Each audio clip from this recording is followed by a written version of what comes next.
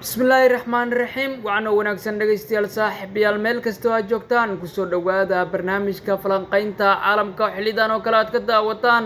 warbaahinta naafic show 14 bisha 6 2026 waa qodoboreedkani labaad maanta aynu ku kulmayno garsoore Cumar Cartan oo loo diiday in uu galo Mareykanka si uu dhexdhexaadiyo koobka adduunka ayaa weli heli doona lacagtiisa oo dhan tartanka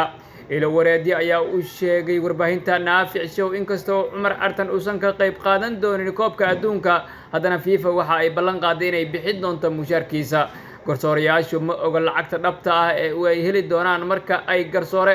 ka noqdaan koobka adduunka taas oo la bixiyo marka tartanku dhamaado baro luqadda Ingiriiska maanta adigoo kalsooni sare isku qabo hadda waxaa la jooga xilli Ingiriisku uu noqday luqadda ugu muhiimsan ee lagu shaqaysto waxna lagu barto laguna safro adduunka oo dhan haddii aad ku riyoonayso mustaqbal ifiya oo furan barashada luqadda Ingiriiska waa furaha ku horseedaya guul iyo fursado aan xadidnayn macadka barashada luqadaha ee Blue Screen Online wuxuu ku hayaa koorsooyin luqadda Ingiriiska oo ka kooban sida bilow dhexdhexaad iyo dhamaystir koorsooyinkan waxaa si xirfadaysan kugu baraya macallimiin xirfad leh iyadoo xoog lagu saarayo ku hadalka luqadda Ingiriiska si kalsooni leh qorista iyo akhriska si habboon oo sax ah maqalka iyo fahamka luqadda si qoto dheer xirfadaha nolosha iyo shaqada ku salaysan haddaba haddii aad danaynayso barasho barwaaqo ku horseedo ka bara Blue Screen Online oo guji calaamadda WhatsApp-ka ee hoose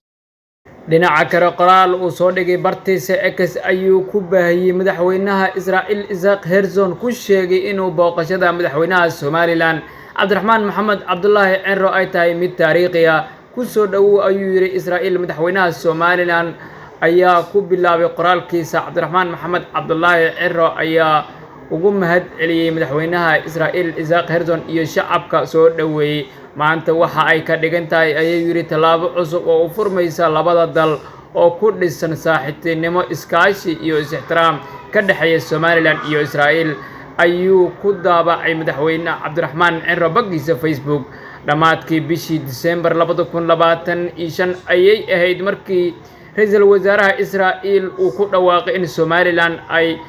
u aqoonsatay dal madax bannaan Israa'iil tallaabadaas oo ka caraysay dowladda federaalka Soomaaliya